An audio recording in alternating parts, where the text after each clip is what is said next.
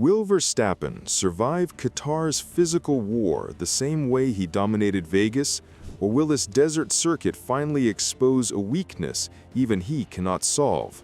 Because while Las Vegas tested brains, strategy, and control, Qatar is about to test something far more brutal: the human body, the mechanical limit of a car, and a driver's ability to stay perfect when everything, including the air he breathes, is fighting against him. Vegas was a battle of intelligence. Qatar is a battle of endurance. And that's what makes it so dangerous. Max Verstappen arrives in Qatar with momentum, confidence, and a psychological upper hand after Las Vegas. He controlled the race, he outclassed the field, he watched rivals lose ground, he walked away stronger. But here's the difference. Vegas was cold, smooth, and strategic. Qatar is hot, relentless, and physically savage. And that is exactly why this weekend could become his biggest test of the entire 2025 season. Not because Red Bull is slow, not because Verstappen is weak, but because Qatar is designed to break even the strongest. The Lusail International Circuit is one of the most physically demanding tracks in the world. It doesn't just push cars, it pushes lungs, vision, muscles, and reaction time. Drivers spend almost the entire lap in high-speed corners. Continuous load, no rest, no real long straights to breathe, no moment for the body to relax.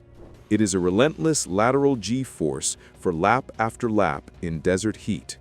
Cockpit temperatures rise, bodies overheat, dehydration creeps in, vision blurs, focus starts to slip.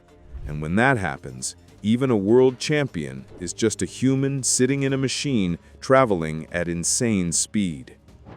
In previous Qatar races, drivers were pushed to extreme physical and mental limits. Some struggled to stand after the race. Some required medical attention. Many openly admitted the race felt like torture. And now Verstappen, who dominated Vegas through intelligence and perfect control, is about to face an entirely different enemy. Not another driver, not another strategy, but his own physical limit. Vegas rewarded calm thinking. Qatar punishes the smallest physical weakness. That is why this is so serious. Verstappen's greatest strength is his composure, his ability to stay mentally perfect when others fall apart. But in Qatar, the body starts to betray the mind. Reaction time slows, muscle fatigue, breathing becomes controlled pain. Micro mistakes begin to appear, not because of lack of skill, but because the body cannot keep up with what the brain demands. And when corners are coming every 2 seconds at full speed, one moment of weakness is enough to change everything. Then there is the car itself. Red Bull thrives in stable, controlled conditions. Vegas played into that perfectly. But Qatar is the opposite. High ambient heat, high track temperature, long high-speed corners, extreme tire degradation, and a surface that punishes every tire and every component for the entire race duration. That means Verstappen is not only racing rivals, he's racing heat, degradation, structural stress, concentration loss, and the narrow boundary between pushing and braking. That level of pressure introduces something unpredictable. Now look at the challengers. Despite their problems in Vegas, McLaren still has a car that is naturally strong in high-speed conditions. Their aero platform is efficient. Their corner stability is excellent. Qatar is full of endless fast corners, the exact environment their design philosophy was built for. In Vegas, they overcommitted. They pushed the car too low. They miscalculated the surface and the wear. But Qatar is not Vegas. Qatar rewards smoothness, balance, and high-speed aerodynamic consistency. And if McLaren has learned anything from that Vegas disaster, they will not gamble this time. They will be conservative, they will be legal, they will be calculated. And that makes them more dangerous, not less. Ferrari also starts to become relevant in this environment. Their tire management in hot conditions has improved, their race pace in high-temperature races has looked stronger. And Qatar is not about raw aggression, it is about surviving 57 laps of physical and mechanical punishment. That brings more players into the fight, the field compresses, the pressure increases. And that is why this is Verstappen's biggest test. In Vegas, he controlled everything. In Qatar, nothing can truly be controlled.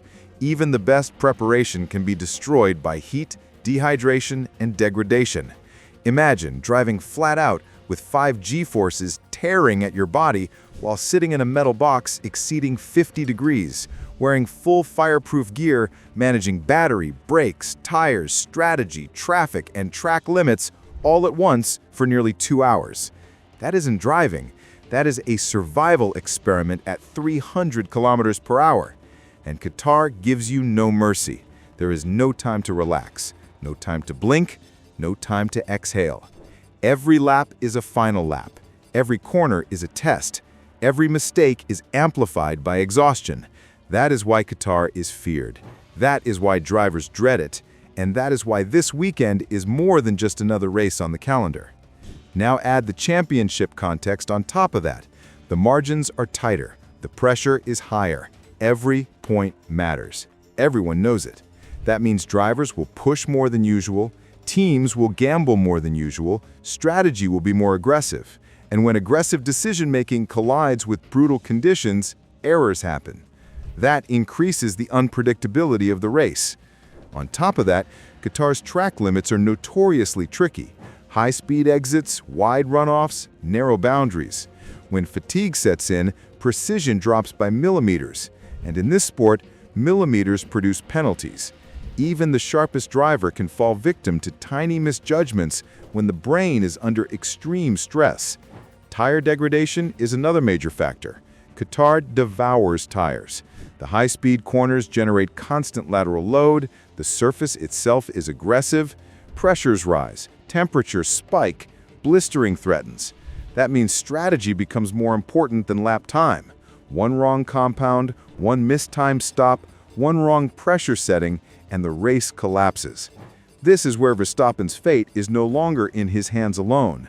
It is in the hands of data engineers, strategists, and real-time decisions made from the pit wall. More variables mean more risk, and that is the core of this story.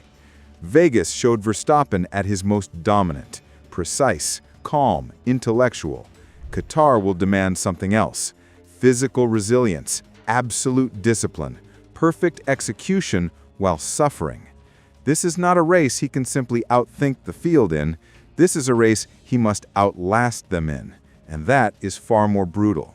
If Verstappen conquers Qatar, it will prove something new about him. Not just that he is the smartest driver on the grid, but that he is the most physically resilient.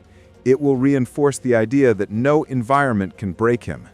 But if he struggles, if fatigue creeps in, if mistakes appear, if the body finally pushes back, then the myth weakens. And the moment rivals sense vulnerability, they will attack with a level of aggression we haven't seen yet this season. That is the silent tension hovering over Qatar. This is where dominance is tested in a way statistics can't show. This is where champions are measured not by trophies, but by how they perform when the environment itself is trying to destroy them. And as the desert lights glow under the dark sky and engines fire up in the brutal heat, only one question truly matters. Will Max Verstappen survive Qatar's physical war the same way he dominated Vegas? Or will this relentless circuit finally push even the champion beyond his limit? Because in Qatar, you don't just need speed, you need lungs, you need muscle, you need discipline, you need the ability to suffer and remain perfect. And this time, the track is not fighting his rivals, it is fighting him.